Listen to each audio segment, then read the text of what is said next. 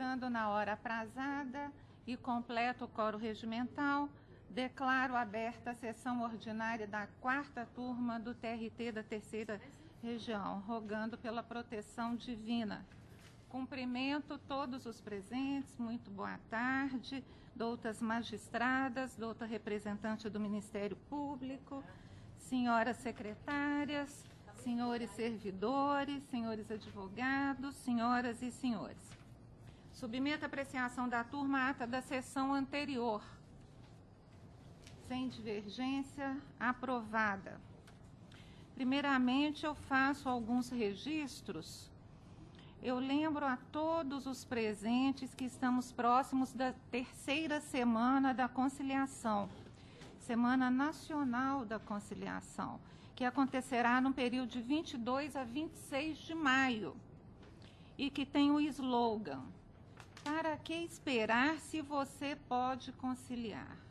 Esperamos que todos contribuam com a sua parte para a mudança da cultura litigiosa que hoje vivemos e se predisponham à conciliação, e é muito fácil se candidatarem. O site do nosso tribunal é explicativo no aspecto. E ainda eu convido a todos os integrantes da casa e público em geral para a edição especial da Sexta Cultural, em comemoração ao mês do trabalho, que acontecerá dia 12 de maio, sexta-feira, de 9 às 17 horas, com exposição de arte, e de 12 às 13 horas, com apresentação de músicas, poesias, poemas, cordel e crônicas. Temos o desembargador Antônio Álvares da Silva na apresentação de músicas de viola. A desembargadora Mônica Sete Lopes apresentando crônicas, além de vários servidores da casa em recital de música e poesia. E a partir das 15 horas do mesmo dia, teremos uma mesa redonda sobre assédio moral no trabalho, neste plenário aqui do 8º andar, com a participação de juízes e médico da casa, psicólogo do Citraeng, para o que estão todos convidados. O debate vai ser muito proveitoso. Esse é um tema de grande interesse para todos nós, para os que advogam, para os estudantes, enfim.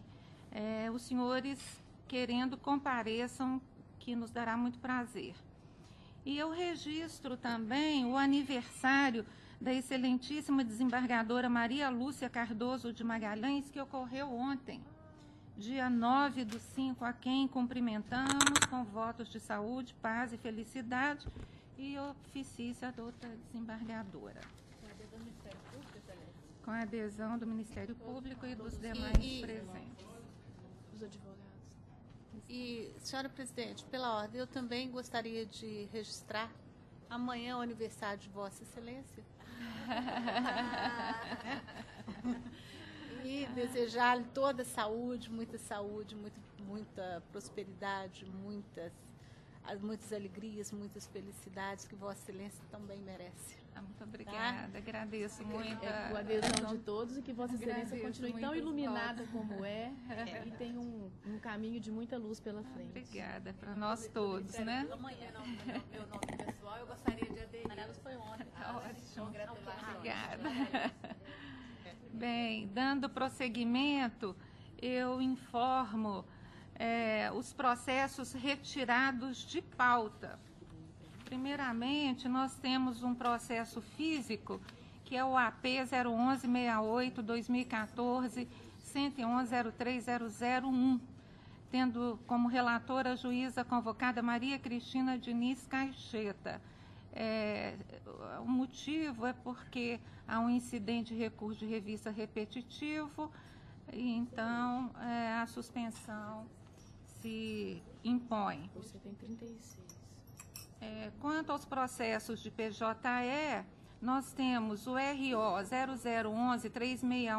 0011-3654-2016-5030063, relatora juíza convocada Ana Maria Espia Cavalcante, O motivo é devolver à origem o pedido do juízo da Vara do Trabalho de Tuiutaba.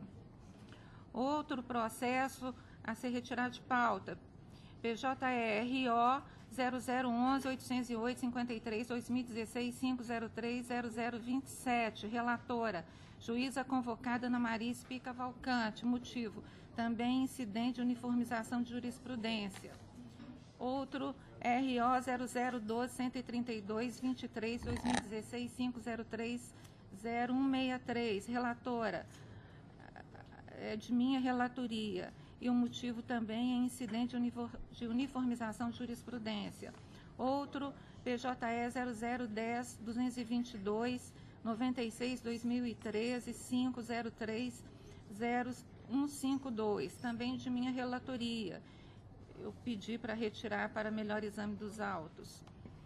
PJE 0010-457-21-20-17-503-0056, também de minha relatoria. Também solicitei a retirada para vista ao Ministério Público. Tem menor envolvido neste processo. Que horror, né? PJE 0010-750-34 2016-503-0150. Relatora, desembargadora Paula Oliveira Cantelli. Também a pedido da eminente desembargadora relatora. PJE ROPS 00-121-5662 2016-503-0030. Relatora, desembargadora Paula Oliveira Cantelli. Incidente de uniformização de jurisprudência.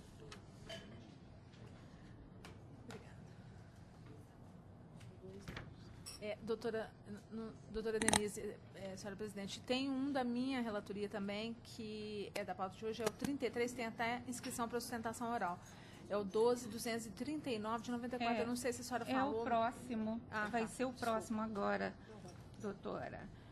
ROPS 0012, é 239, né? Isso. Ou 339? 239. 94, 2016, 5030057. Motivo, incidente de uniformização de jurisprudência. Bem, esses foram retirados de pauta. Processo adiado para a sessão da semana que vem, 17/5. PJR O 0010-59541 2016-503-0179. Relatora desembargadora Paula Oliveira Cantelli. Houve impedimento neste processo a doutora Maria Cristina Diniz Caixeta e também o meu impedimento. E eu registro ainda o indeferimento de um pedido de adiamento feito no processo PJRO 0010-282-50 2015-503-0071, de minha relatoria. E o pedido foi feito pelo advogado Dr. Cleiston Soares de Miranda Ferreira, por meio de petição. Então, o processo será julgado regularmente. Como? Então, Pois é, tá. Tudo bem? Pois não. Será apregoado no momento oportuno. Bem, antes então do doutora Denise, ela pregão tá dos aqui na próxima processos, sessão, não, né? para julgamento, eu coloco em votação os embargos de declaração, processos físicos e PJE. Sem divergência, proclamo o resultado unânime nos termos dos votos dos relatores. Passo, então, a palavra à senhora secretária para o pregão dos processos, observada a ordem regimental.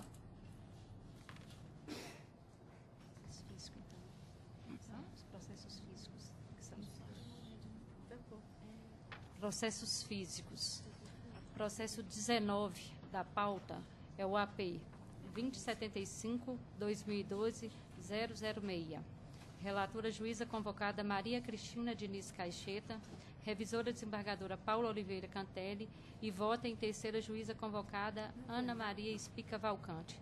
Inscritos Dr. José Caldeira Brant Neto pela agravante, e o doutor Carlos Augusto de Araújo Catebe, pelo agravado, ausentes. Com a palavra, a relatora. Pois não, presidente. Conheço do agravo de petição e, no mérito, nego-lhe provimento. A divergência. Unânime nos termos do voto da relatora. Seguinte.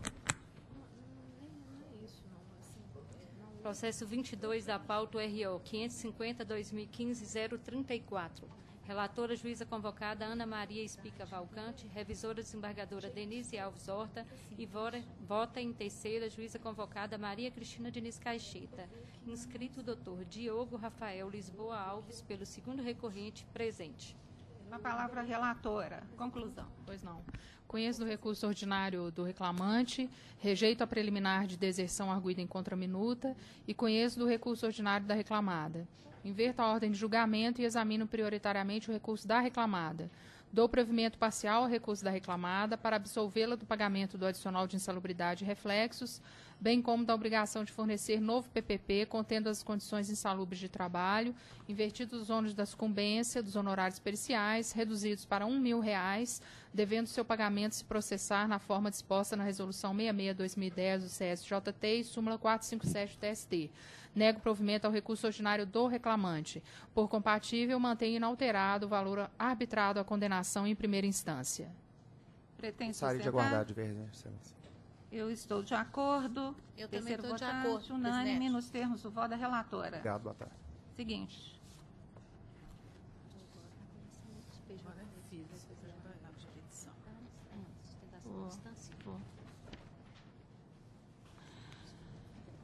Informo aos senhores presentes que faremos os processos de sustentação oral, primeiramente, tendo em vista a dificuldade da transmissão, se esperarmos por mais tempo. Espero a compreensão de todos.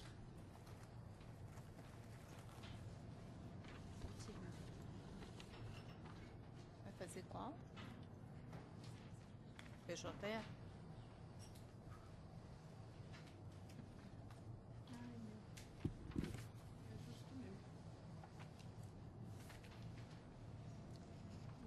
Juiz de fora. Juiz de fora? Juiz de fora. Não tem um juiz de fora. Também é meu. Também é meu.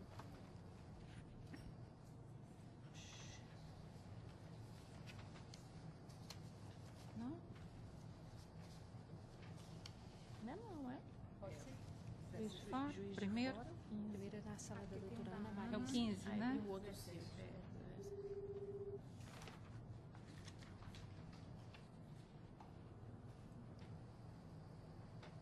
Processo de relatoria da juíza convocada Ana Maria Espica Valcante é o número 15 da sala das 13.1, o RO 11.609, 47, 2016. Votam a desembargadora Denise Alves Horta e a juíza convocada Maria Cristina Diniz Caixeta.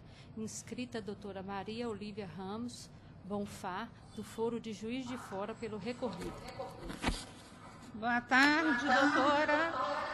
Boa tarde, excelência. Está me escutando regularmente? Muitíssimo bem. Ah, que bom então. Com a palavra, então, a doutora relatora deste processo. Pois não, senhora presidente. Conheço do recurso, no mérito, nego-lhe provimento. A senhora vai aguardar a primeira divergência para sustentar, doutora? Por favor. Bom, eu estou de acordo, sou revisora. Há divergência? Não, estou de acordo, presidente. Então, proclamo que o resultado é unânime nos termos do voto da relatora. Esclarecida, Perfeito. doutora? Esclarecido. Muito obrigada. Boa tarde. Nós para que agradecemos. Boa tarde. Seguinte. Acho que é na sala da doutora Luciana, de Juiz de Fora também. A sala das 13. Sala da doutora Luciana. Processo de relatoria da juíza convocada Luciana Alves Viotti, com sustentação à distância também do Foro de Juiz de Fora, para o número 17 da sala das 13h22, o RO 10.834, 86/2016. Votam a juíza convocada Ana Maria Espica Valcante e a desembargadora Denise Alves Horta. Inscrito o doutor Rogério de Oliveira Sales Figueiredo, pelo primeiro recorrente. Muito boa tarde, doutor Rogério. Muito boa tarde, senhora presidente. Boa tarde a O todos. senhor está escutando perfeitamente? Perfeitamente. Pois não. Então, com a palavra, a relatora do processo. Pois não, senhora presidente. Eu conheço dos recursos ordinários interpostos pelas partes, no mérito dou parcial provimento ao apelo do autor para declarar que não incide imposto de renda sobre a indenização por danos morais, na esteira da súmula 498 do STJ. Nego provimento ao apelo da ré. Pretende sustentar, doutor? Gostaria, senhora presidente. Pois não, tem a palavra. Excelentíssimo desembargador presidente, demais componentes dessa egrégia turma, muito boa tarde. A matéria versa sobre danos morais, monocondução. Inicialmente gostaria de relembrar que em ação civil pública em se discutiu a legalidade do sistema de monocondução, esse egrégio regional manteve a improcedência da ação e o Tribunal Superior do Trabalho também manteve essa improcedência, mais uma vez ratificando a legalidade desse sistema de monocondução. E no caso dos autos, assim como nas perícias mais recentes realizadas, restou destacado que as condições dos locomotivos foram aprimoradas, foram melhoradas e passam ao largo das conotações que foram lançadas na inicial. E são com essas singelas considerações que peço vênia, atento inclusive às perícias utilizadas como prova emprestada, que seja extirpada a condenação em comento e julgado improcedente esse pleito de dano moral pelos demais votantes. Justiça. Senhora relatora. Trata-se aqui de exatamente o tema central do recurso. Há dois recursos, o recurso do reclamante e da reclamada, e o tema essencial aqui é a indenização por danos morais em função das condições de trabalho dadas pelo sistema de monocondução. A reclamada pede, em primeiro grau, foi indeferida uma indenização por danos morais no importe de R$10 mil, a reclamada pede seja excluída essa condenação e o reclamante pede que ela seja aumentada. De início, em relação ao ponto da sustentação oral em que o ilustre advogado trata da ação civil pública, eu estou destacando que a decisão nela não influi em demandas individuais. Então, eu não acho que há qualquer vinculação. Em relação à prova que foi utilizada para a decisão, as partes requereram a utilização da prova emprestada. E dela eu extraí que, de fato, em função da forma do sistema, que a despeito de ser legal, impede que o empregado, de fato, tenha condição de fazer pausas quando precisa ir ao banheiro e se alimentar, enfim, o uso de sanitário nessas locomotivas estava restrito, inclusive em função de um dispositivo chamado de homem morto. Então, em síntese, eu estou mantendo a minha proposta de voto, só no recurso do autor, que há uma questão de imposto de renda e que a matéria já está simulada. Então, eu mantenho a minha proposta de voto. Revisora. De acordo. Eu sou a terceira votante neste processo, também estou de acordo e esclareço que essa questão da monocondução, ela é muito delicada, porque o maquinista ele fica ali impedido de qualquer pausa, né? Ele tem que ficar muito atento com o pé num determinado pedal. E por exatamente, isso a cada 45 segundos. Exatamente, por isso que, inclusive, disseram que se equipara ao homem morto, né? Porque ele não pode se mexer, tem que ficar ali naquela posição. Então, eu também estou acompanhando nos termos do voto da relatora e assim se decide. Esclarecido, doutor? Esclarecido, senhora presidente. Só uma questão de ordem. O valor que foi mencionado pela ilustre relatora foi o juiz de origem fixou R$30 mil. Isso, desculpa. Ela havia mencionado 10 mil. Eu me confundi com outro recurso, desculpe. Então está isso mesmo. Esperançoso com redução. Mantendo o valor. 30 mil. Ok, senhora presidente. Tá. Obrigado. Bom Nós trabalho. que agradecemos. Seguinte. Sustentação do VAD.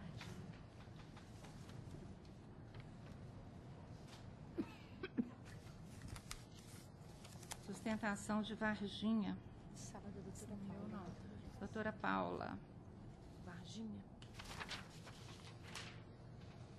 Processo de relatoria da desembargadora Paula Oliveira Cantelli é o número 7 da Sala das 13h16, o RO 10-177-09-2016.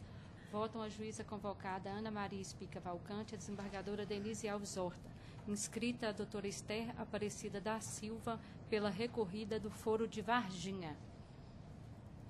Doutora Esther, boa tarde. Boa tarde, Excelência.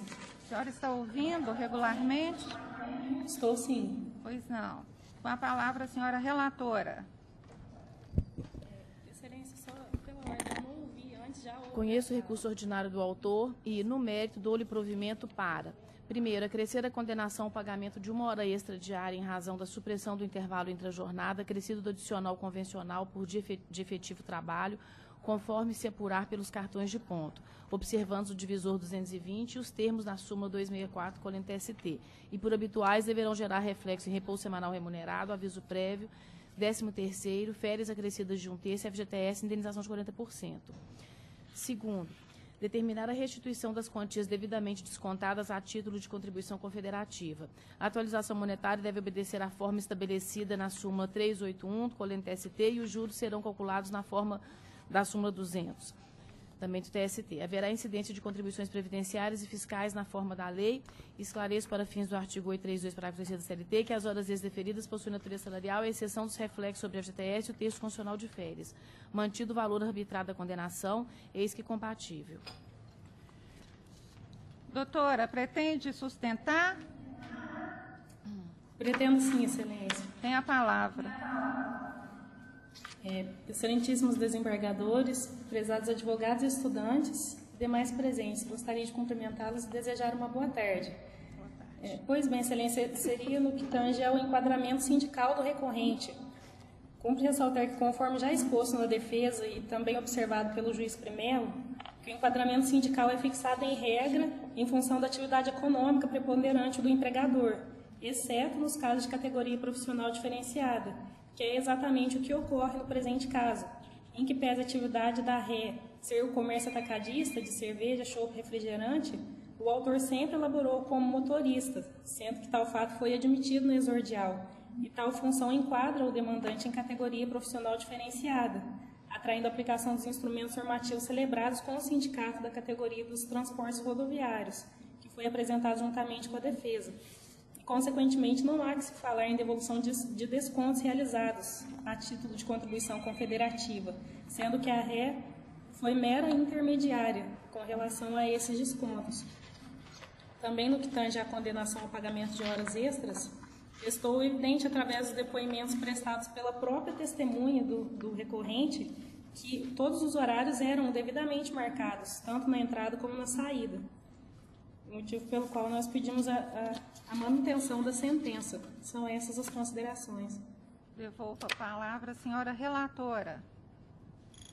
Bom, em relação ao enquadramento sindical, senhora presidente, o recorrente ele trabalhou como motorista das RES, conforme indicado na própria CTPS e no próprio depoimento pessoal das RES. E, de acordo com o artigo 511, 570, 581, parágrafo 2º da CLT, o enquadramento sindical do trabalhador é determinado pela atividade preponderante do empregador, salvo se tratar de categoria profissional diferenciada. E, do Estatuto Social das RES, extrai-se que elas constituem como objeto a industrialização, comercialização e distribuição, importação e exportação de bebidas em geral. E sendo que a atividade preponderante do empregador direcionada ao comércio de bebidas, e como o autor exercia atividade de motorista, nos termos do artigo 577, ele integra, sim, uma categoria diferenciada, prejudicando o seu pleito de enquadramento no Sindicato dos Empregados do Comércio de Pouso Alegre. E, com isso, a aplicação das cláusulas convencionais previstas especificamente para essa categoria. Então, sendo aplicáveis os instrumentos normativos direcionados aos rodoviários. Com base nessa fundamentação, eu mantenho a sentença. Em relação às horas extras,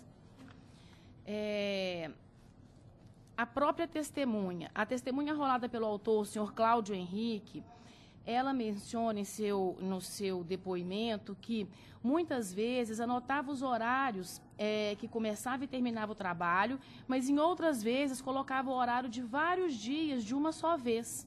Fazia anotação todas de uma só vez. E a testemunha trazida pela ré também, o senhor Josué, declarou que tinha de 20 a 30 minutos de intervalo no início, e na G03 marcava o ponto em folha de papel, com horários que começava e terminava o trabalho, e quando batia o ponto também fazia nos momentos em que começava e terminava, mas não batia o intervalo. E trabalhavam sim alguns feriados e também batia o ponto. Então, pela análise dos contra-cheques do autor, é possível aferir o pagamento das horas extras, tendo como referência o valor de vencimentos variáveis, fragilizando ainda a tese de sua prévia contratação. Então, incumbia ao autor desconstituir as provas, nos termos do artigo 818, ônus do qual não se desincumbiu. Então, com base nisso, eu também neguei provimento ao apelo, neste aspecto. Já em relação ao intervalo, mas não teve sustentação em relação ao intervalo? Não teve? Em relação ao intervalo intrajornada, não, né? Então, de acordo com o que foi levantado à tribuna, são esses os fundamentos do meu voto, e eu mantenho, senhora presidente. Senhora segunda votante? Estou de acordo. Então, eu sou terceira votante, também estou de acordo. Eu proclamo que o resultado é unânime nos termos do voto da relatora.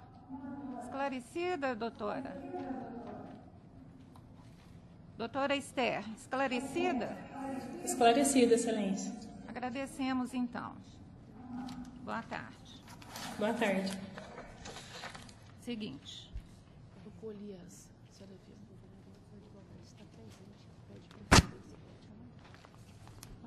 A doutora Luciana.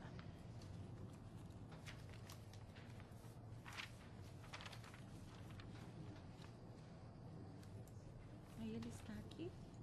Isso, ele está. Pode apregoar. Processo de relatoria da juíza convocada Luciana Alves Viotti, com preferência para o advogado da cidade de Governador Valadares. É o número 16. É o número 16 da Sala das 1322, URO 10.727.07.2015. Votam a juíza convocada Ana Maria Espica Cavalcante, e a desembargadora Denise Alves Horta. Inscritos: doutora Isabela Guimarães Lima, pelo primeiro recorrente, presente, e o doutor Paulo de Carvalho, pelo segundo recorrente, também presente. Não, com a palavra a senhora relatora. Pois não, senhora presidente. Eu conheço os recursos ordinários interpostos. No mérito, nego provimento ao apelo da ré, dou provimento parcial ao recurso do autor para acrescer a condenação ao pagamento. 1. Da gratificação de supervisor até 16 de dezembro de 2013, com os mesmos reflexos deferidos na origem. 2. Das horas trabalhadas, além da 8ª diária e 40ª semanal, como extras, por todo o período não prescrito do contrato de trabalho, com o divisor 200, e acrescidas do adicional legal ou convencional nos períodos em que houver previsão coletiva nesse sentido. E reflexos em férias, mais 1/3, abonos pecuniários de férias, 13º salários, repouso semanal remunerado e FGTS. Eu estou declarando, para fins do artigo 832, parágrafo 3º, da CLT, que as parcelas acrescidas à condenação têm natureza salarial, exceto reflexos em FGTS. Aumenta o valor das custas para R$ 4.400, calculado sobre 220 mil, novo valor arbitrado à condenação.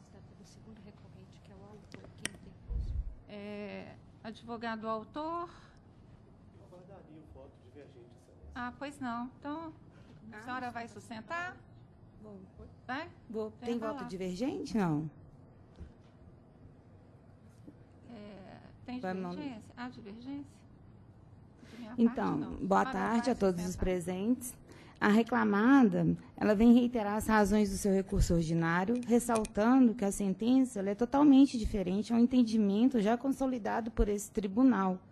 Conforme foi comprovado nos autos, excelências, o recorrente promoveu a dispensa do empregado devidamente motivado e com base na motivação financeira e econômica, sendo necessária a readequação do quadro de pessoal e para se adaptar à realidade do setor elétrico, que vem passando, né, a recorrente, e dando oportunidade e direito da ampla defesa e contraditório do reclamante, conforme tem o documento anexado nos autos, que é a comunicação de resolução, o CRD, que está anexada nos autos. E a gente também gostaria de mencionar que a escolha dos empregados, né, para serem demitidos, a gente buscou preservar o patamar salarial de cada um, os que estavam já na época de aposentar e que também já tinham os benefícios da Forluz, para não haver queda, né, no seu patamar salarial. E o outro detalhe também que eu também chama a atenção, que está nos autos, é a perícia técnica que detalha a situação econômica da RE, que está carreada nos autos, e também o depoimento da nossa testemunha, que é a... Deixa eu olhar aqui. Senhora Angélica Tosato, que trabalha também no regulatório da recorrente. Então, por esses pontos, eu gostaria de pugnar pela procedência do recurso ordinário. A palavra, doutora Luciana. Em relação à questão da reintegração, doutora Data Vênia, essa questão da crise financeira, e a gente não é insensível a ela, mas ela não é... O problema é que no aviso de dispensa dado ao empregado não constou qualquer motivação. A reclamada adotou uma fórmula genérica. No recurso, não há nenhuma menção a essa questão do processo administrativo. E ontem eu, revendo, né, recebi o memorial, né, substancioso memorial, lá com uma cópia de documentos relativos à questão da condição financeira, né, da necessidade financeira desse ajuste. Só que essa motivação não deu suporte no momento da dispensa para aquele ato. A reclamada sustenta ainda que não pratica atos de gestão, data vênia, atos administrativo. O ato de gestão é um ato administrativo, que se faz gerir e administrar exatamente a mesma coisa. Então, foi um ato administrativo e ele careceu de motivo. E nessa medida ele é nulo. Então, por isso, é a minha proposta de voto. Doutora Ana Maria. Eu estou integralmente de acordo. Eu também acompanho. Então, assim se decide nos termos do voto da relatora. Obrigada, Vara. Obrigada. Seguinte. Boa tarde.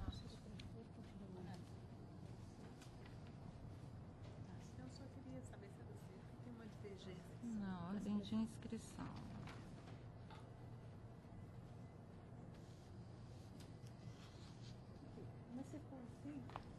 Processos de relatoria da desembargadora Denise Alves Horta.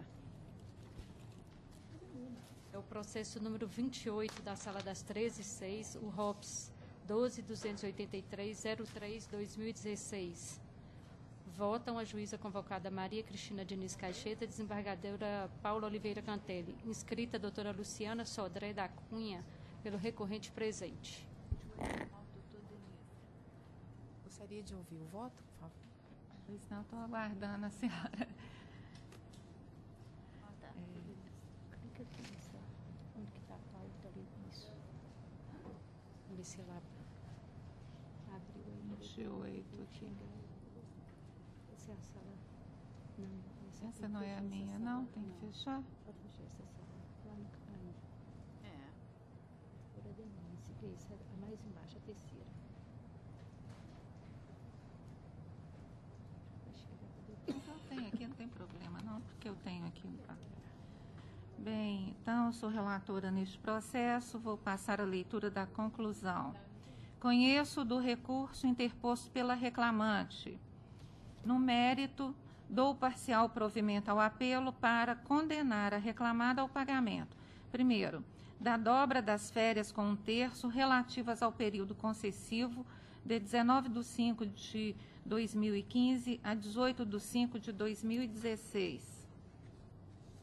Segundo, dos honorários advocatícios em favor do sindicato assistente no importe de 15% sobre o valor líquido da condenação. Declaro, para fins do artigo 832, parágrafo 3º da CLT, que a parcela deferida tem natureza indenizatória. Juros a partir do ajuizamento da ação e correção monetária na forma da súmula 381 do TST. Invertidos os ônus de sucumbência concursas pela reclamada no importe de R$ 30, calculada sobre R$ 1.500, valor arbitrado à condenação. Vai sustentar, doutora? Satisfeita. Não, satisfeita. Então, assim, há divergência? Não, de acordo. Assim se decide nos termos do voto da relatora. Seguinte. Processo de relatoria da desembargadora Denise Alves Horta é o número 3 da Sala das 13/6 do ROPS 10.291/2017.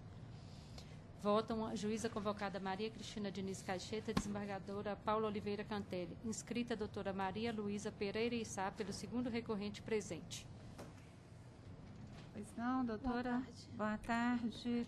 Eu vou passar a leitura da conclusão.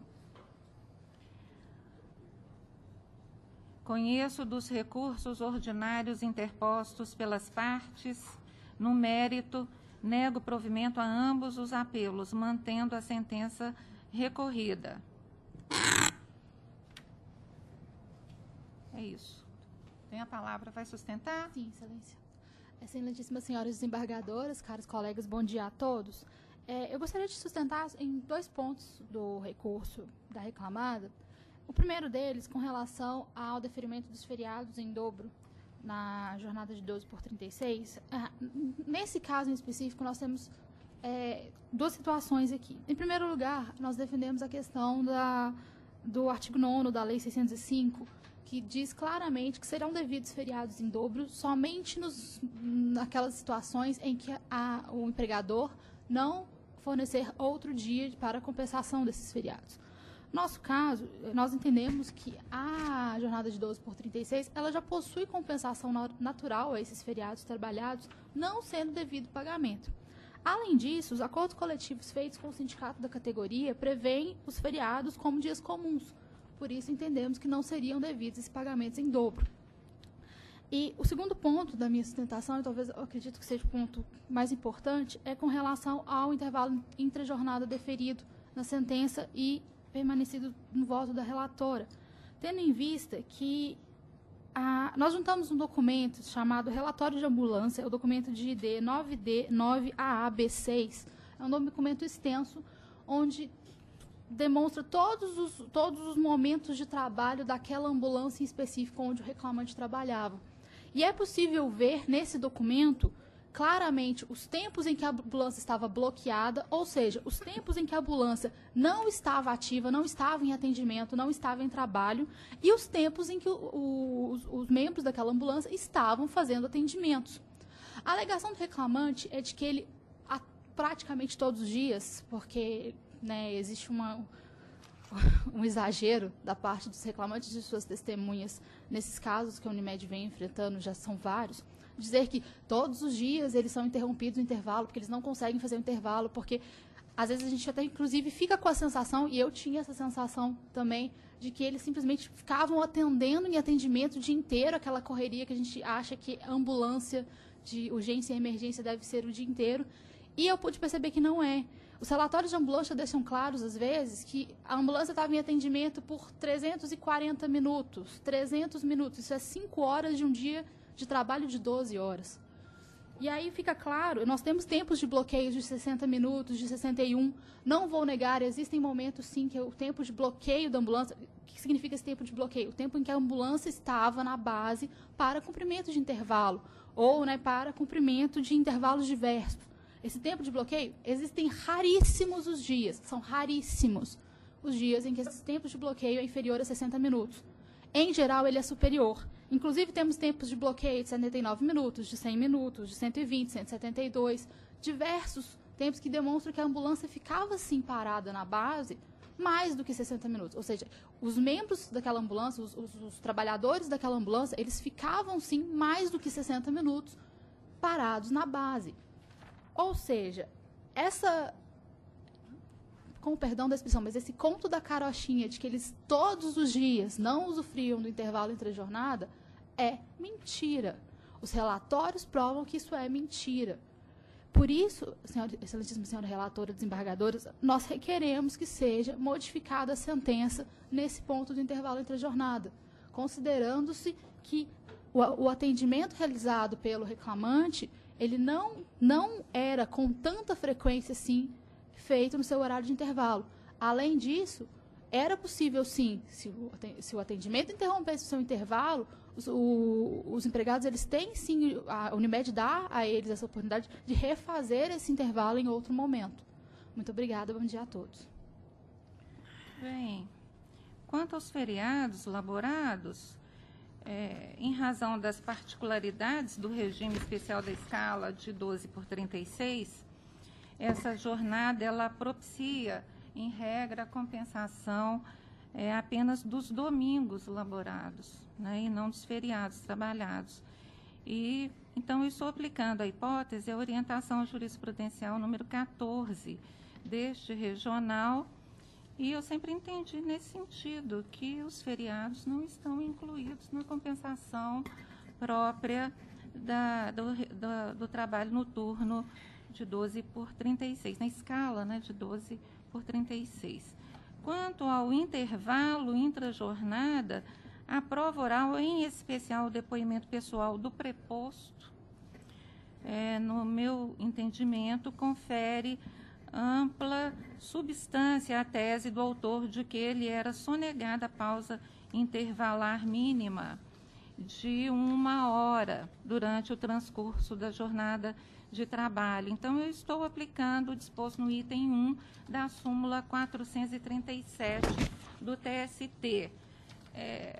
Tal coisa, doutora, dizer que é mentira e que as alegações não correspondem à verdade. Por outro lado, a afirmação justamente em sentido contrário, que essa pausa não era conferida, e a prova demonstra que, de fato, pode-se concluir na linha do que foi alegado pelo autor. Então, nesse sentido, eu estou mantendo a sentença, o juiz de primeiro grau também entendeu nessa linha, e eu estou negando provimento ao apelo da Unimed ou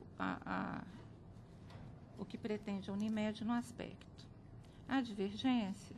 Senhora presidente, pela ordem, eu tenho uma divergência pontual, eu fico vencida na indenização de higienização de uniforme. Penso que a conservação da higienização do uniforme, salvo melhor juízo, no meu entendimento, é obrigação do empregado. Peço vênia para ficar vencida nesse aspecto. Bem, nesse aspecto, eu gostaria de fazer uma ponderação, já que houve a divergência, né, que esse uniforme utilizado pelo trabalhador é um uniforme especial, especial no sentido de que muitas vezes ele fica sujo de secreções, sangue, enfim, tendo em vista a própria natureza da atividade por ele exercida.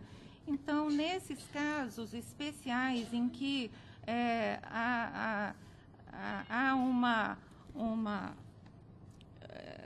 maculação, vamos dizer assim, do uniforme, que não é de uma rotina normal e que pode ser lavado em casa normalmente, é uma condição especial derivada do contrato de trabalho. Então, eu entendo que, neste caso, o ônus é do empregador, seria do empregador a higienização do uniforme, mesmo porque entendo que essa higienização demanda uma higienização com a maior profundidade, vamos dizer assim, né? Uma esterilização, uma coisa assim. Então, não é uma higienização, por exemplo, do pessoal de limpeza normal, que chega em casa, coloca no tanque o uniforme e daí a pouquinho já está pronto para uso. Então, nesses casos assim especiais, como eu entendo que é este caso, eu entendo que ao empregador cabe, então, a higienização, por isso eu estou deferindo ressarcimento pelos gastos com higienização de uniforme. Noutras hipóteses, não. Aí eu acho que o empregado está dentro da sua responsabilidade de fazer essa higienização. Em função da divergência, terceiro votante acompanha a divergência? Sou eu, senhora presidente. Eu peço vênia à douta revisora e acompanho Vossa Excelência em relação à higienização no voto todo e nesse ponto específico da divergência em relação à higienização do uniforme. E só gostaria de acrescentar em relação ao intervalo intra-jornada que o próprio preposto falou o seguinte, que durante o intervalo o reclamante não tinha liberdade de deslocamento e deveria se manter junto da equipe para atender eventual chamado. Então, não resta dúvida que ele não tinha essa liberdade. O intervalo intra-jornada dele não teve o fim para o qual foi criado, né? Ele não conseguia realmente usufruir do intervalo. Por isso, eu acompanho integralmente o voto de Vossa Excelência. Pois não. Então, eu proclamo que assim se decide nos termos do voto da relatora por maioria vencida parcialmente a juíza segunda votante quanto à higienização dos uniformes. Obrigada, boa tarde. Boa tarde, doutora. Boa tarde. Ok, vencida a doutora Maria Cristina de Anis quanto à indenização de higienização dos uniformes. Dava provimento, né? Ela dava provimento, né? Ela dava provimento. Esse aqui é a mesma coisa. Ok. Posso continuar na sala da doutora, né? Pode. Processo de relatoria desembargadora Denise Alves Horta é o número 6 da sala das 13h06, URO 10.316.55/2016. Votam a juíza convocada Maria Cristina Diniz Caixeta e a desembargadora Paula Oliveira Cantelli. Inscrita a doutora Andréia Santos Silva, pelo segundo recorrente, ausente. 6. Bem, eu vou ler a conclusão. Conheço dos recursos ordinários interpostos pela primeira reclamada CW Unicabos e pelo reclamante. No mérito, a acolha preliminar eriçada pelo autor e, por conseguinte, declaro inexistentes os documentos colacionados aos autos, contrato social, convenções coletivas e guia de recolhimento de contribuição sindical. De igual sorte, provejo parcialmente o seu apelo para, diante da irregularidade da terceirização havida, primeiro, reconhecer ao autor a isonomia de direitos com os empregados da tomadora de serviços e, assim, acrescer a condenação, considerados os períodos de vigência dos instrumentos apresentados com a inicial, o pagamento. Segundo, diferenças salariais pela aplicação do piso previsto nos instrumentos colacionados com a inicial, por exemplo, cláusula terceira da CCT, com incidência reflexa em férias acrescidas de 1/3, 13º salários, adicional de periculosidade, horas extras nos feriados trabalhados no FGTS, a ser depositado na conta vinculada do autor.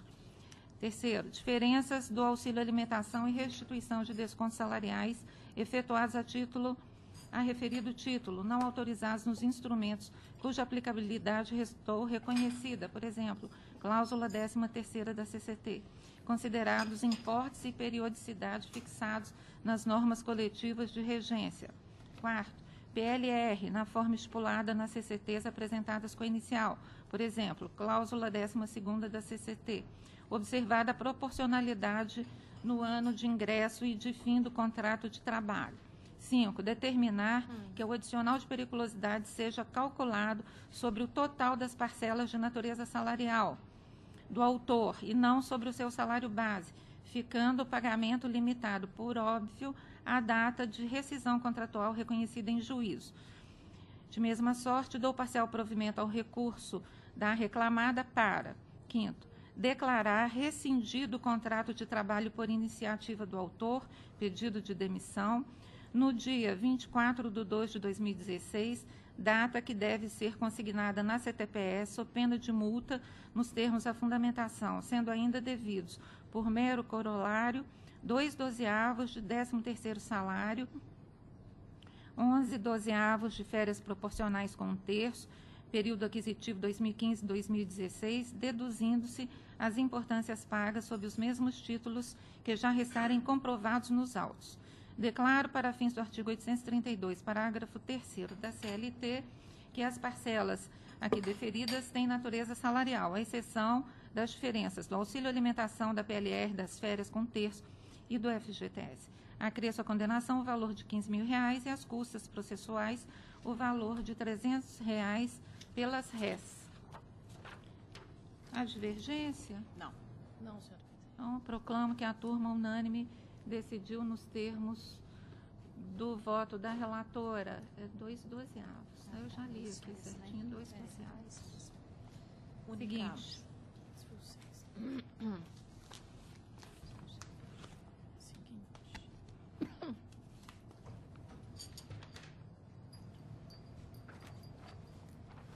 Processo de relatoria da desembargadora Denise Alves Horta é o número 5, da Sala das 13/6, o RO 10.282/50/2015. Votam a juíza convocada Maria Cristina Diniz Caixeta, desembargadora Paula Oliveira Cantelli. Inscrito Dr. Romeu Batistão, pela recorrida.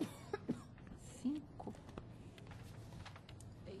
Presente. Ele aqui. David.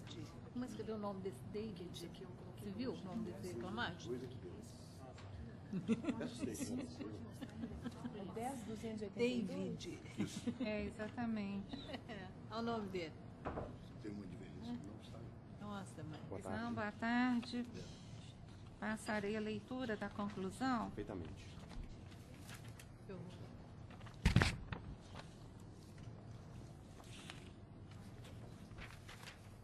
Conheço do recurso interposto pelo reclamante. No mérito, dou-lhe parcial provimento para condenar as reclamadas Transportadora Beira Rio Limitada e Votorantim Metais e Zinco S.A., sendo a segunda de forma subsidiária ao pagamento de adicional noturno sempre que pelos diários de bordo se constatar efetivo labor no período de 22 a 5 horas, com reflexos em repouso, aviso prévio, férias com 1/3, 13º salários e FGTS com 40%, devido juros e correção monetária na forma do artigo 39, parágrafo 1º da Lei 8.177/91 e súmula 200 do TST.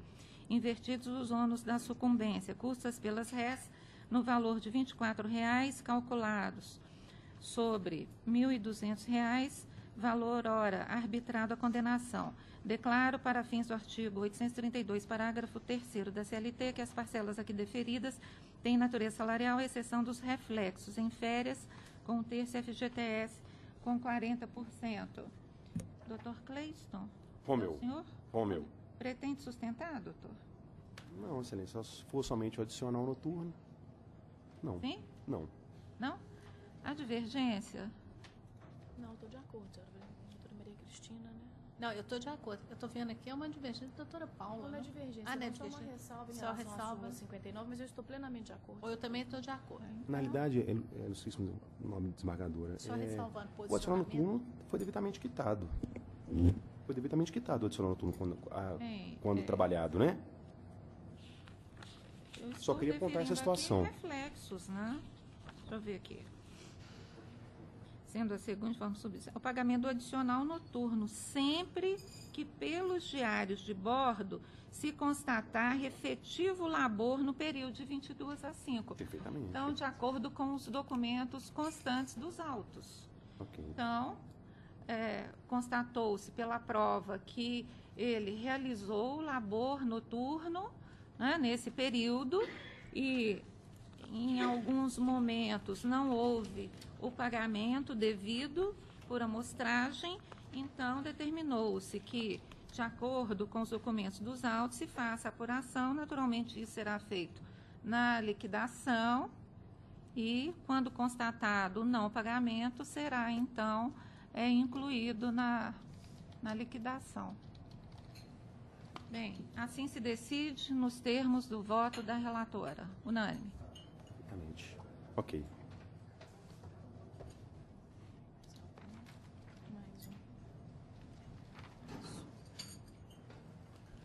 Seguinte.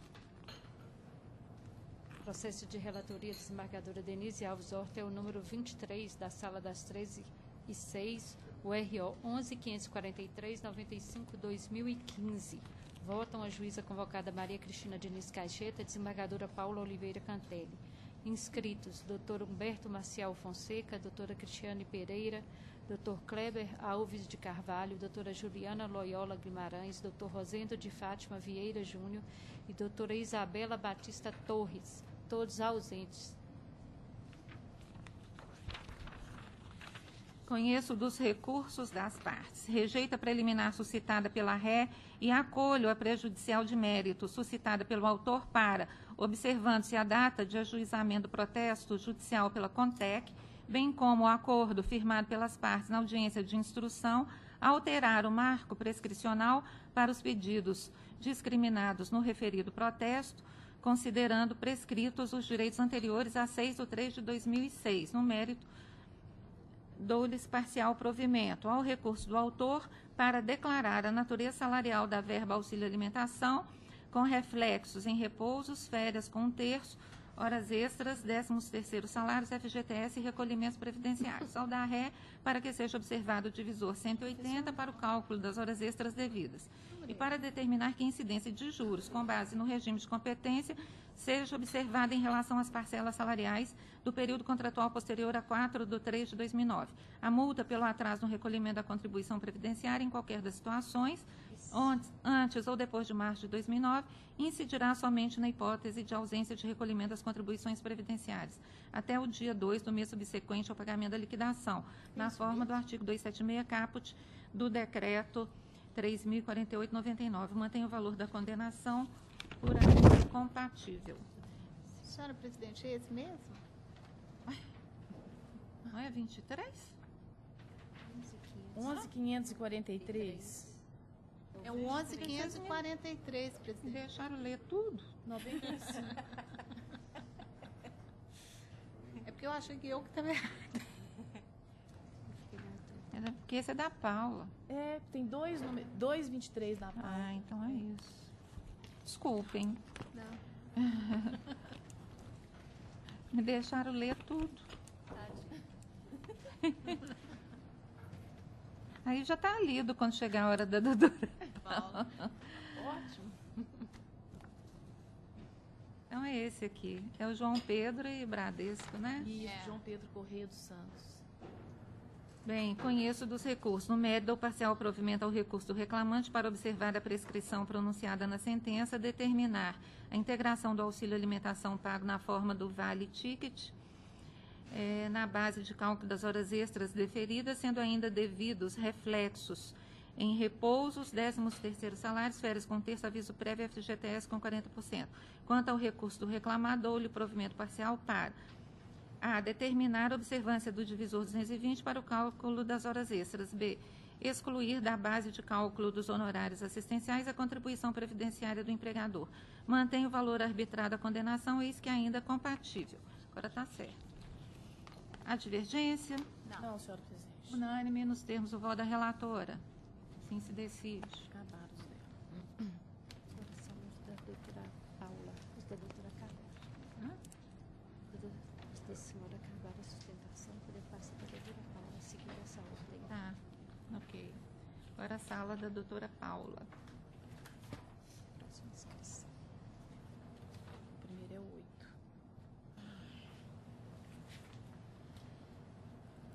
Processo de relatoria da desembargadora Paula Oliveira Cantelli é o número 8 da Sala das 13h16, o RO 10.217/79/2016. Votam a juíza convocada Ana Maria Espica Valcante e a desembargadora Denise Alves Horta. Inscrita a doutora Mariana Braga Duarte pelo recorrente presente. Com a palavra a senhora relatora. Conheço os recursos ordinários das partes, acolho a preliminar de nulidade da sentença por cesseamento do direito de defesa suscitada no recurso do autor, determinando o retorno dos autos para a vara de origem para a reabertura da instrução processual de forma a possibilitar oitiva das testemunhas do requerente acerca dos fatos concernentes às horas extras, proferindo-se ao final nova sentença, como se entender de direito, prejudicados os demais tópicos dos apelos de ambas as partes. Pretende sustentar, doutora? A divergência? Não, de acordo. Também sou de acordo, unânime nos termos do voto da relatora. Obrigada, Quem se decide? Tá. Deixa eu botar aqui. Seguinte. Processo de relatoria desembargadora Paula Oliveira Cantelli é o número 23, da sala das 13h16, URO. Total. É. 10.513/25/2015. Votam a juíza convocada Ana Maria Espica Valcante, a desembargadora Denise Alves Horta. Inscrito Dr. João Luiz de Amoedo Avelar pelo primeiro recorrente. Presente. Presente. É.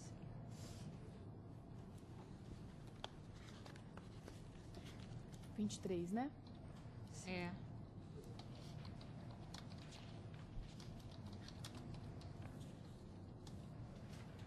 Ele já sabe. Tem a palavra, doutor. A conclusão. A conclusão já foi lida, mas erradamente por mim confundi com outro processo. Mas eu não me recordo. A doutora Paula vai ler. Doutora Paula. Conheço os recursos ordinários das partes, rejeita a preliminar suscitada pela ré e acolha a prejudicial de mérito suscitada pelo autor para, observando-se a data do juizamento do protesto judicial pela CONTEC, bem como o acordo firmado pelas partes na audiência de instrução, alterar o marco prescricional para os pedidos discriminados no referido protesto, considerando prescritos os direitos anteriores a 6/3/2006. No mérito, dou-lhes parcial provimento. Ao recurso do autor, para declarar a natureza salarial da verba auxílio alimentação, com reflexos no repouso, férias acrescidas de 1/3, horas extras, 13º, FGTS e recolhimentos previdenciários. Ao da ré, para que seja observado o divisor 180 para o cálculo das horas extras devidas e para determinar que a incidência de juros, com base no regime da competência, seja observada em relação às parcelas salariais do período contratual posterior a 4/3/2009. A multa pelo atraso no recolhimento da contribuição previdenciária, em qualquer das situações, antes ou depois de março de 2009, incidirá somente na hipótese de ausência do recolhimento das contribuições previdenciárias até o dia 2 do mês subsequente ao pagamento da liquidação, na forma do artigo 276, caput do decreto 3048 de 99. Mantém o valor da condenação ex-compatível. Pretende sustentar? Esse Estou é o- satisfeito. Esse é o 513. 513. Manuel. Eu estou com uma dúvida aqui. Inicialmente, queria cumprimentar Vossa Excelência, os demais integrantes nessa egrégia turma, senhora procuradora, senhora secretária. É uma dúvida que não sei se foi contemplado no voto. Se não me engano, no RO do reclamante, nossa cliente, há uma argumentação no sentido de se ampliar, reconhecer a prescrição até com base no último ato daquele caso da interrupção da CONTEC. O que aconteceu foi o seguinte, não sei se é isso, porque eu acho que não é bem isso. Essa ação foi ajuizada em 7 de maio de 2015. A sentença de primeiro grau desconsiderou aquela interrupção da CONTEC ao fundamento que já haviam decorridos mais de 5 anos, porque a ação da CONTEC cautelar é de 2 de fevereiro de 2010 e essa ação foi distribuída em 7 de maio de 2015. Então, mais de 5 anos após. O que pede o reclamante no recurso? Olha, vamos contar essa. Nós entendemos sim que há a interrupção da prescrição. Por quê? Com base no artigo 202, parágrafo único do Código Civil. Não sei se foi esse o entendimento. E a se prevalecer essa tese, o último ato nessa ação da CONTEC foi em 25 de maio de 2010. E como essa ação foi ajuizada em 7 de maio de 2015, estaria sim dentro daqueles 5 anos que possibilita o reconhecimento da interrupção da prescrição. Não sei se isso foi abordado. Mas então eu vou sustentar nesse sentido, porque a questão é a seguinte, nós temos, de acordo com o Código Civil, o artigo 202, parágrafo único, ele é expresso. Ele diz exatamente o seguinte, estou até aqui com ele aberto, das causas que interrompem a prescrição. A interrupção da prescrição somente ocorrerá uma vez dar-se-á Aí vem lá no parágrafo único. A prescrição interrompida recomeça a correr da data do ato que a interrompeu, ou do último ato do processo para interromper. Então, nós teríamos aqui duas datas. Se se considerasse a data de ajuizamento dessa cautelar de protesto, aí sim, já teriam decorridos mais de 5 anos.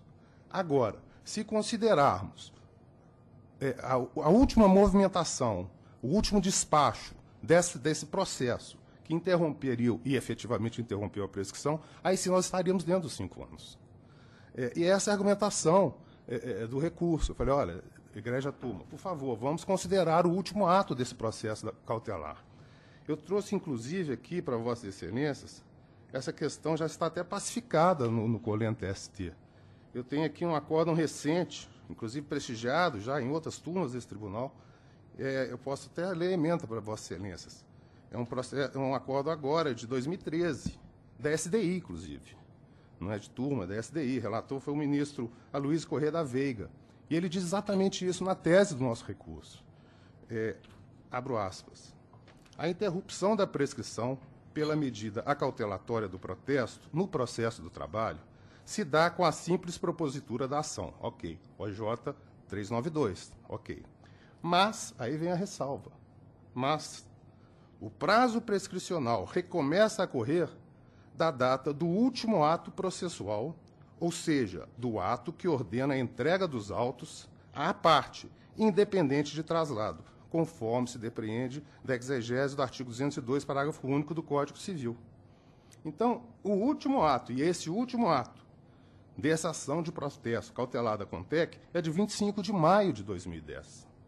Então, se nós considerarmos esse último ato de 25 de maio de 2010 e a ação proposta em 7 de maio de 2015, aí sim nós estaríamos dentro dos 5 anos.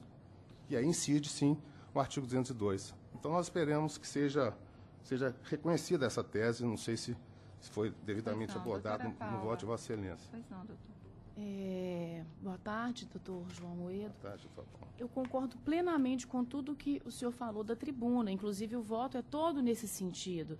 De fato, o último ato praticado na ação de protesto é no dia 25 de maio de 2010 e a presente ação foi, sim, ajuizada em 7/5 de 2015. Então, não se passaram mais de 5 anos até o ajuizamento da presente ação trabalhista, como, de fato, entendeu o doutor juiz Jacó. Então, com a devida vênia do entendimento dele, de fato, há de se observar que o marco prescricional seria os 5 anos anteriores à propositura do protesto judicial, ou seja, 2/2 de 2005.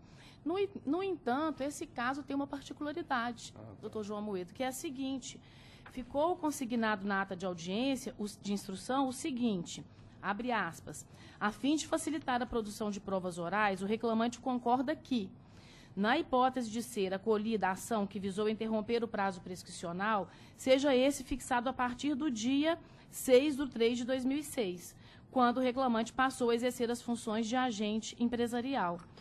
Então, a ação de protesto tem como pedidos específicos o pagamento da 7ª e 8ª hora como essas, pela inexistência do cargo de confiança bancário, bem como pelo pagamento das diferenças salariais por desvio de função.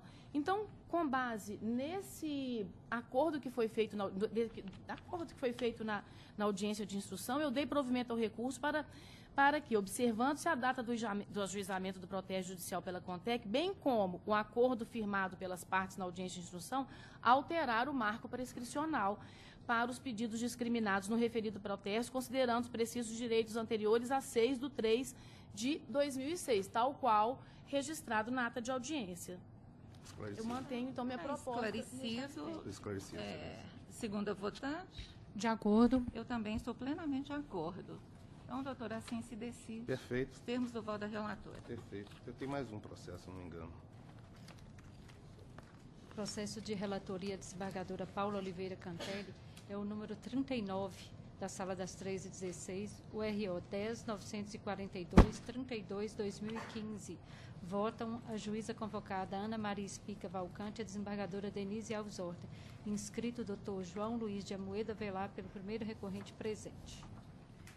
Doutora Paula. Conheço dos recursos e, no mérito, dou parcial provimento ao apelo do autor para condenar a ré ao pagamento de 1 hora extra por jornada de trabalho decorrente da irregular concessão do intervalo intrajornada, com os reflexos e parcial provimento ao recurso do réu para que seja observado o divisor 180 no cálculo das horas extras, mantido o valor da condenação, pois compatível. Vai sustentar, doutor? Não, muito obrigado, excelência. Há divergência? Não, estou de acordo. Também estou de acordo unânime nos termos do voto da relatora. Muito obrigado, boa tarde. Boa tarde. Boa tarde, doutor. Oi. Processo de relatoria desembargadora Paula Oliveira Cantelli é o número 50 da Sala das 13h16, URO 11.578-55/2015. Votam a juíza convocada Ana Maria Espica Valcante e a desembargadora Denise Alves Horta, inscrito o doutor Fernando César Teixeira pelo segundo recorrente presente. 50, né? 50. Boa tarde, doutor. Com a palavra, doutora relatora.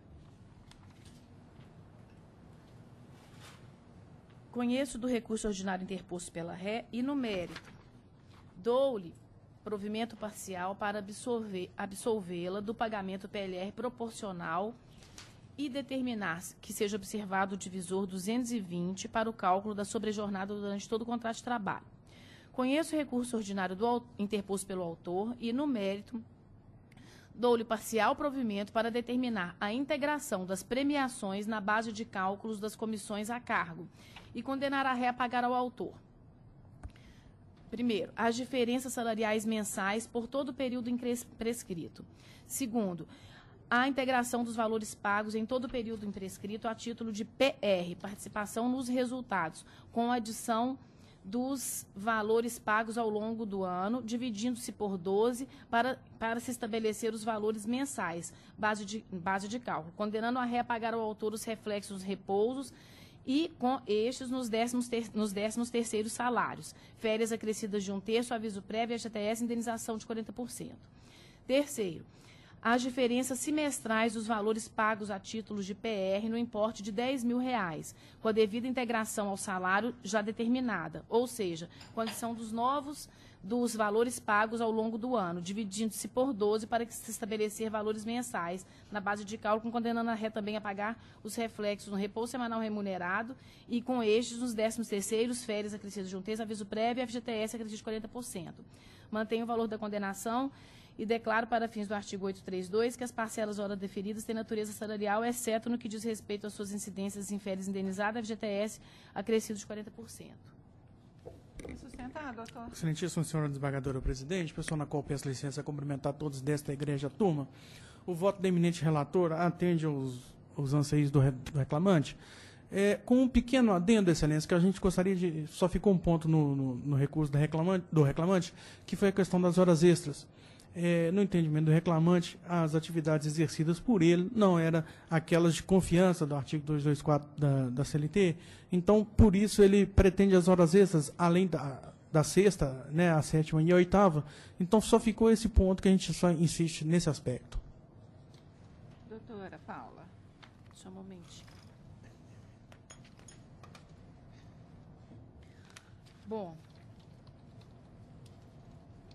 Tal qual foi registrado na sentença, desde 2008, o autor ocupou as seguintes funções: gerente de empresa UC2 e de 18 de setembro de 2008 até 31/10 de 2008, gerente comercial executivo, depois gerente geral AGS, depois gerente geral comercial Itaú Agência e, em seguida e por último, até a sua dispensa, gerente de empresa 1SR.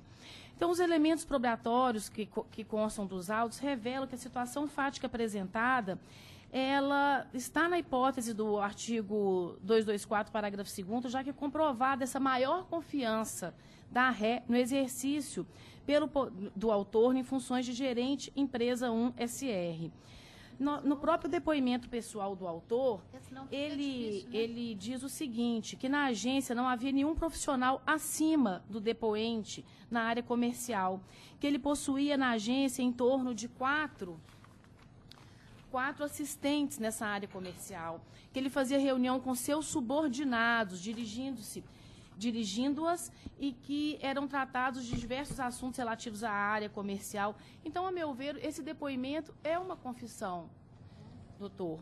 E, então, por não ter exercido atividades comuns, meramente técnicas, tipicamente bancárias, eu entendo que ele não faz jus, nesse caso aqui, a jornada de 6 horas, porque ele se enquadra na regra geral do caput do 224 da CLT.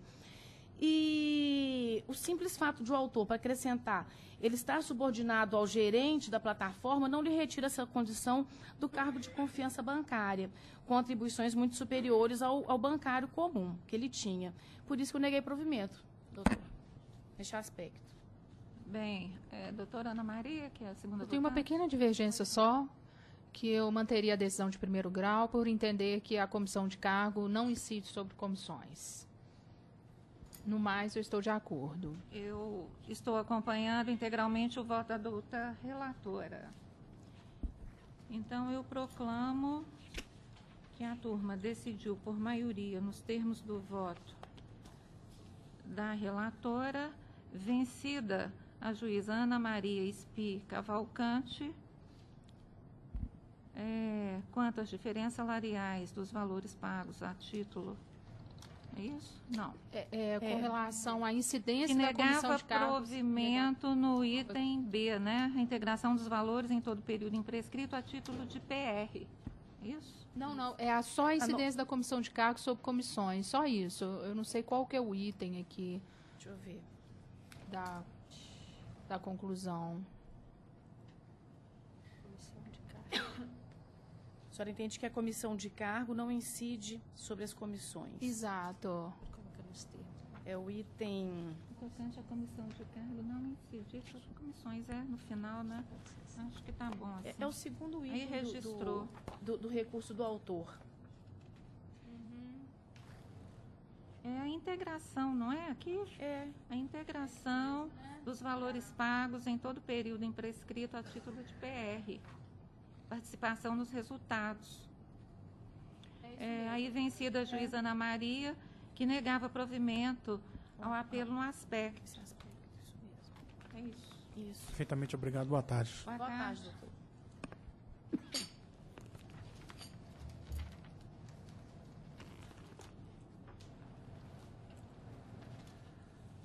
Tem mais um. Seguinte.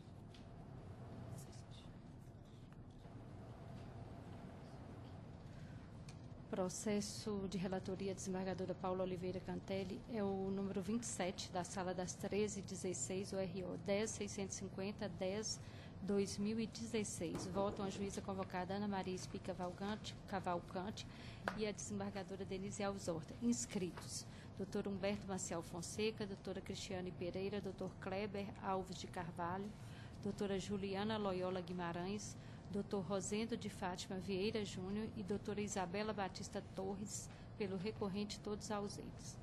Doutora Paula. Conheço os recursos ordinários interpostos pelas partes, à exceção do pedido da autora de aplicação da OJ 348 da SDI1 do TST por ausência de interesse recursal. No mérito, nego o provimento ao recurso da autora e dou parcial provimento ao apelo da Repara. Primeiro, excluir da condenação as diferenças de horas extras pelo recálculo pela adoção do divisor 150 e reflexos, e determinar que as demais horas extras deferidas sejam calculadas segundo o divisor 180. Segundo, afastar a incidência do índice de correção monetária IPCA-E e determinar a utilização da TR, conforme previsto na Lei 8177/91. Reduz o valor da condenação para 20 mil concursos pela ré no importe de 400. Fica a ré autorizada a requerer a restituição do valor das custas processuais pagas a maior. A divergência? Não, de acordo. Também sou de acordo. Decidiu-se nos termos do voto da relatora que ficou vencida quanto à aplicação do IPCA. Seguinte.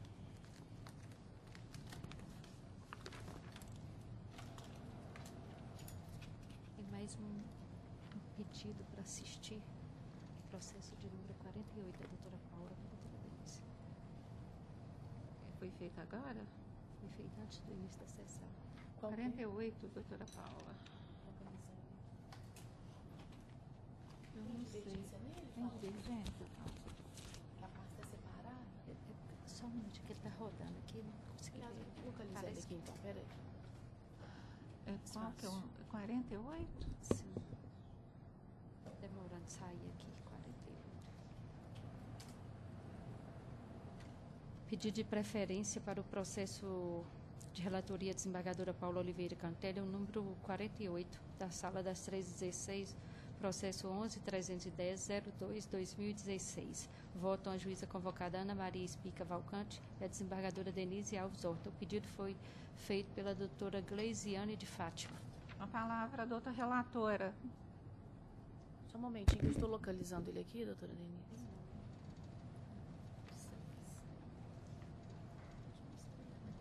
Não entra?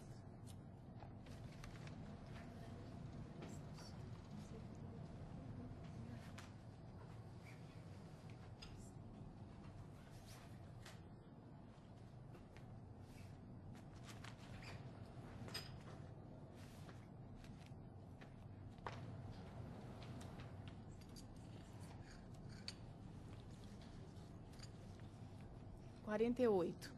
11.310.62, né? Exato.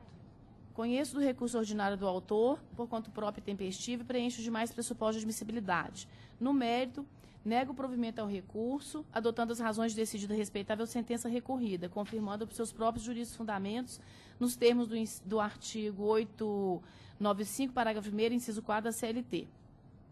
É a conclusão do voto, senhora presidente. Doutora Ana. De acordo. Também sou de acordo, unânime. Assim se decide. Qual que eu faço? Agora é a sala de quem? Da doutora Cristina? Da doutora Ana Maria. Quem teve esse aqui para falar? Ana Maria Espica.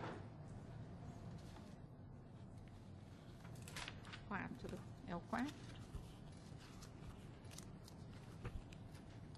Processo de relatoria da juíza convocada Ana Maria Espica Valcante, número 4, da Sala das 13 e 1. É o processo 10.469.38.2015. Votam a desembargadora Denise Alves Horta e a juíza convocada Maria Cristina Diniz Caixeta.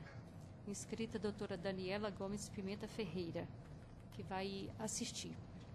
A palavra a doutora Ana Maria. Conheço dos recursos interpostos pelas partes. No mérito, dou parcial provimento ao recurso interposto pelo sindicato autor para majorar os honorários advocatícios para 10% do valor da condenação. Dou parcial provimento ao recurso interposto pela reclamada para fixar o limite da condenação até o dia 30/6/2013, para reduzir os honorários periciais a cargo da reclamada para R$ 2.000 e, finalmente, para excluir da condenação a multa de 2% por embargo de declaração protelatórios, mantido o valor da condenação por ainda compatível.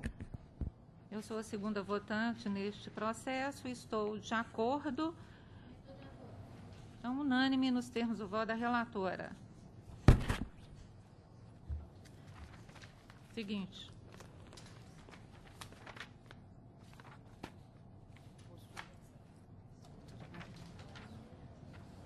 Acho que da doutora Ana não tem mais nenhum, não. Agora a doutora Luciana. O seu parece que não tem nenhum. Agora é a doutora Luciana. Sim. É da Luciana Viotti. Processo de relatoria da juíza convocada Luciana Alves Viotti é o número 7, da Sala das 13h22, o ROPS 10.266.05/2017. Votam a juíza convocada Ana Maria Espica Valcante e a desembargadora Denise Alves Horta. Inscrito doutor Flávio Couto e Silva Lopes pelo recorrente presente. Boa tarde. Boa tarde. Com a palavra a doutora relatora, doutora Luciana. 7, né?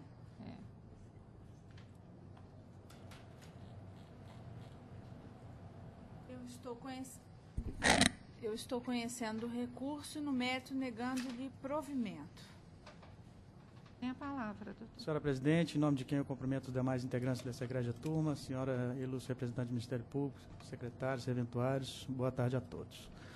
Bom, esse processo aqui é um processo relativamente simples e eu fico até com certo pesar de estar aqui hoje sustentando, porque esse comunicado de dispensa passou na minha mão antes disso tudo virar processo. Eu, sinceramente, achei que foi uma posição enérgica da empresa, né, com relação ao comunicado confeccionado, mas o que também não traz, não retira a realidade do ocorrido lá, que foi a emissão de uma fatura de venda sem o correspondente pedido.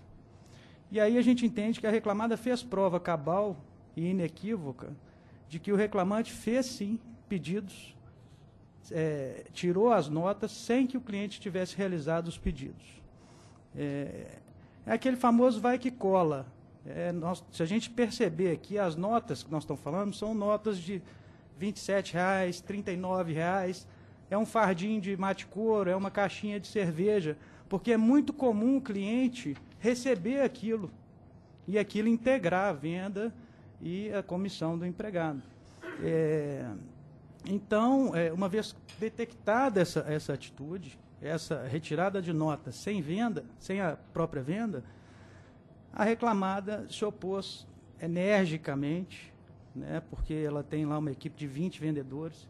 Se todo mundo começa a fazer isso, fica uma coisa bem bagunçada, né, e realmente é uma conduta potencialmente criminosa, né. Eu entendo que poderia ter sido mais brando o comunicado, mas isso, de fato, não retira o que aconteceu, né? Os clientes atestaram nas notas que não realizaram aqueles pedidos, né? Nesse segmento de distribuição de bebida, a gente sabe que isso acontece, pela experiência substratada pelo aquilo que, né, a gente está acostumado a ver. Ele tira o pedido lá, lança, o motorista vai lá, leva, o cliente, na maioria das vezes, fica com aquele fardinho, né? E aí a gente também demonstrou que a questão da devolução da mercadoria, ela podia acontecer e era um dos indicadores que a empresa mede lá dentro da sua gestão, mas não existe um indicador de devolução por falta de pedido. Tem porque o comércio estava fechado, tem porque o cliente falou que não tinha dinheiro aquele dia, né? Tem porque, de repente, ele pediu uma caixa e mandaram 3 caixas equivocadamente, mas jamais nunca foi aceito pela empresa um motivo de devolução em que o cliente não tenha feito aquele pedido. Então, Excelência, por ter feito prova cabal de que foi, sim, emitida as notas de venda sem o pedido, né?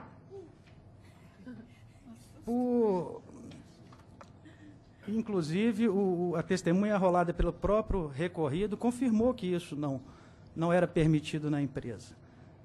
E aí eu acho assim, a sentença de primeiro grau fez até uma referência aos políticos de hoje no país, que nós estamos vivendo um momento bem delicado, onde há acusações muitas vezes levianas. E aqui eu acho que é o seguinte, é aquilo que eu costumo dizer, se a gente não cuidar das nossas atitudes, a gente não pode cobrar de quem está lá em cima. E são atitudes pequenas como essa. Ele foi lá, tirou um pedido, não tinha venda. O cliente se opôs, o negócio voltou para trás. Então, quantas vezes isso aconteceu e quantas vezes o cliente ficou com aquele fardinho de R$ 27,00 ou de R$ 35,00? Inúmeras. Mas o meu cliente aqui, a empresa, ao tomar conhecimento, ele agiu de forma enérgica. E talvez um pouco exagerada nos termos, né? Talvez um pouco exagerada. Mas será que isso foi além das fronteiras da normalidade de uma relação de emprego, a ponto de ensejar um dever de indenizar, inclusive? Né? Ainda que se mantenha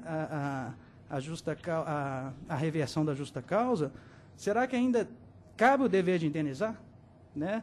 Porque ele, sim, tirou um pedido, tirou uma nota sem a venda.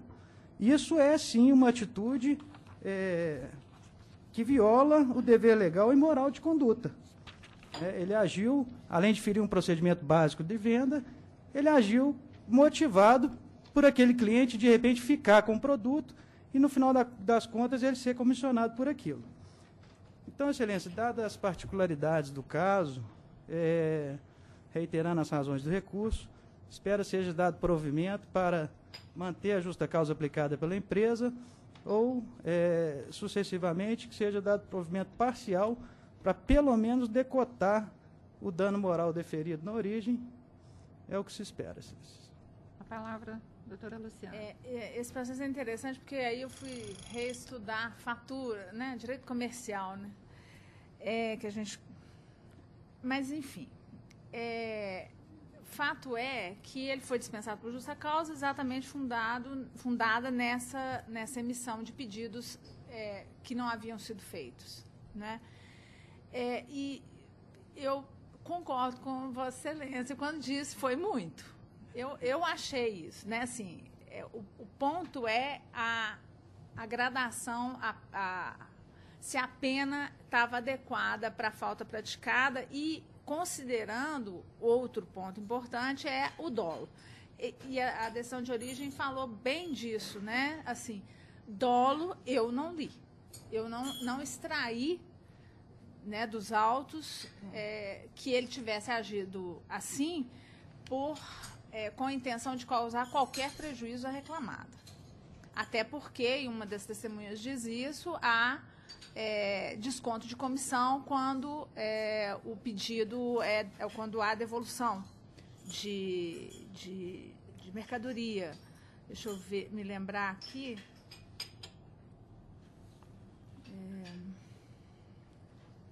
A testemunha Cássio Sena.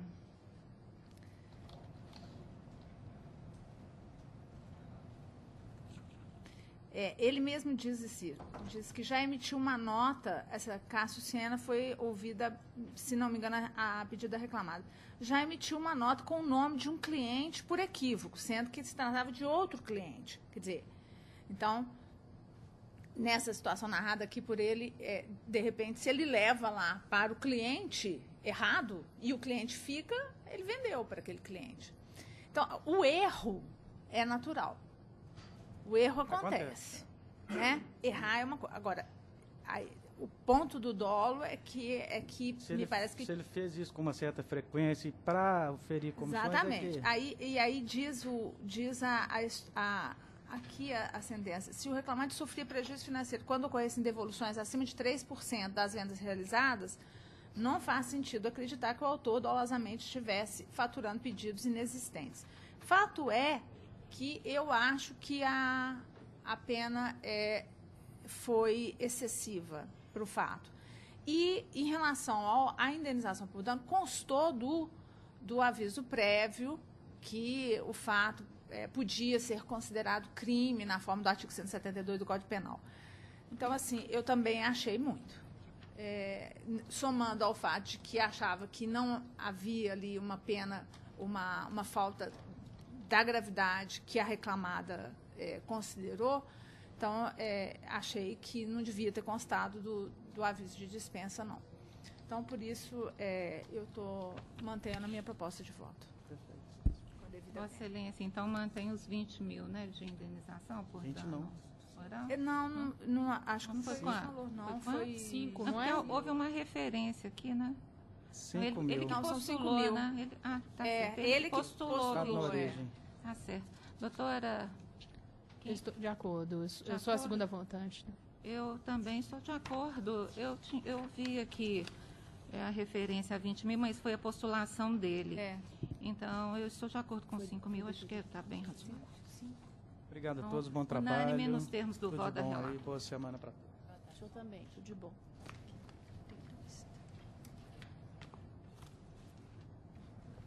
Processo de relatoria da juíza convocada Luciana Alziotti é o número 32 da Sala das 13h22, do RO 12.228.82/2015.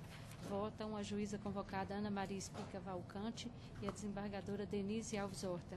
Inscrito Dr. Guilherme Teixeira de Souza, pelo recorrido presente. Boa tarde, doutor. Boa tarde, Com a palavra, a doutora relatora.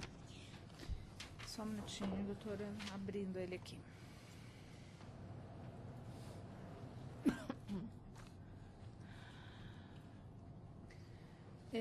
Eu conheço do recurso ordinário interposto pelo autor, rejeito a preliminar de não conhecimento parcial do apelo por preclusão da matéria referente à garantia provisória do emprego eriçada pela ré em contra-razões e, no mérito, nego provimento ao recurso sobreiro. O senhor pretende sustentar, doutor? Excelência, se houver voto divergente, Se a senhora me permitir. Vendo divergência. Estou de acordo. Eu também sou de acordo. Unânime nos termos do voto da relatora. Obrigado, excelência. Bom trabalho. Boa tarde a todos. Processo de relatoria da juíza convocada Luciana Alves Viotti é o número 14, da sala das 13h22, o RO 10.602.42/2015. Votam a juíza convocada Ana Maria Espica Valcante e a desembargadora Denise Alves Horta, inscrita a doutora Júlia Melo Camargos, pelo primeiro recorrente presente. Palavra a doutora relatora. Só um minutinho, abrindo.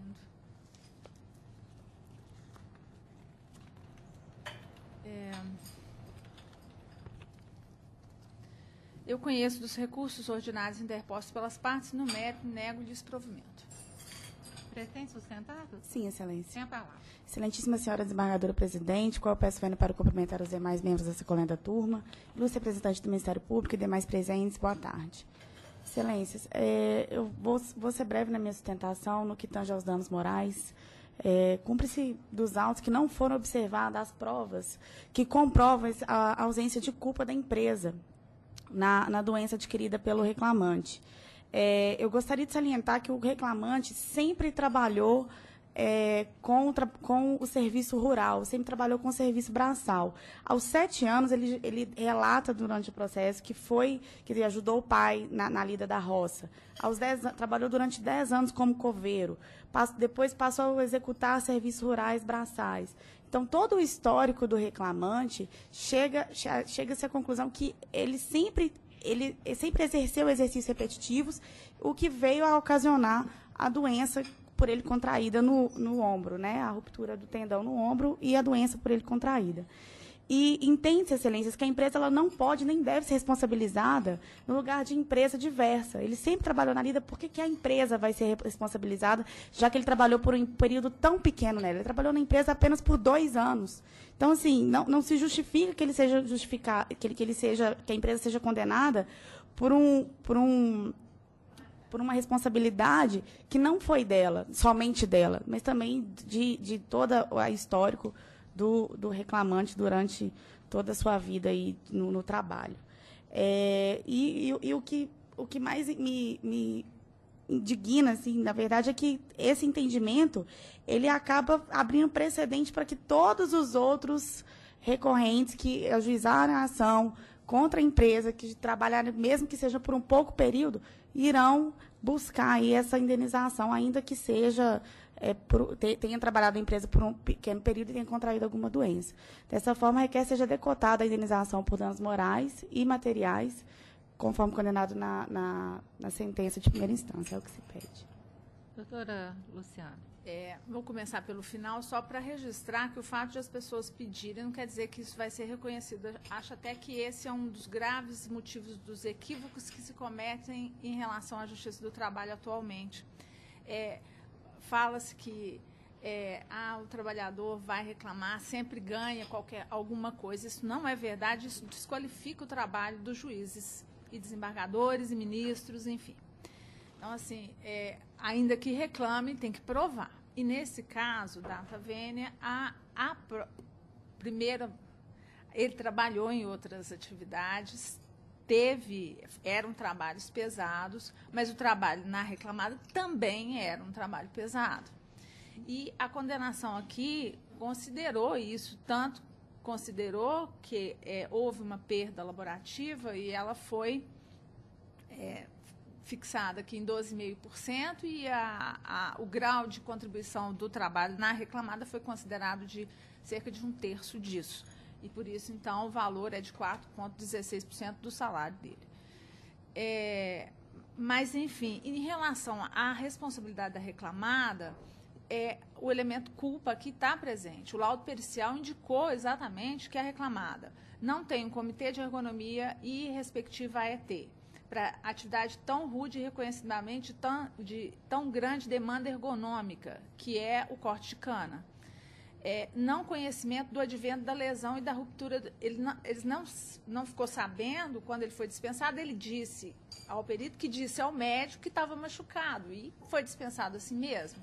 Isso me parece uma grande omissão, uma grave omissão.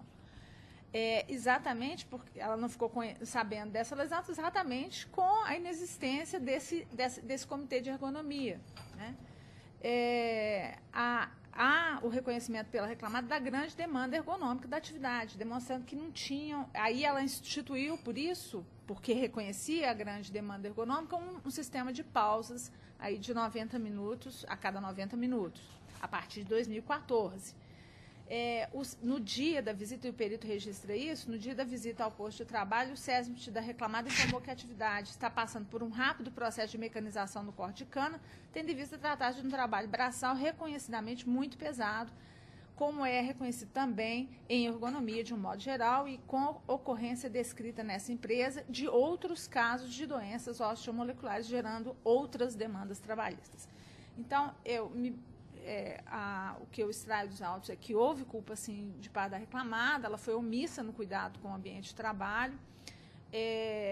O trabalho, o corte da cana é uma das atividades mais... Eu estive em férias em Alagoas e a gente vê o pessoal trabalhando no corte de cana. Foi muito interessante porque o motorista que fez o translado falou que o sogro dele era cortador de cana e que eles não conseguem trabalhar depois dos 40, 45 anos. Quer dizer, e aí tem a reforma da Previdência, dizendo que essa pessoa tem que aposentar com 70, né? Nossa.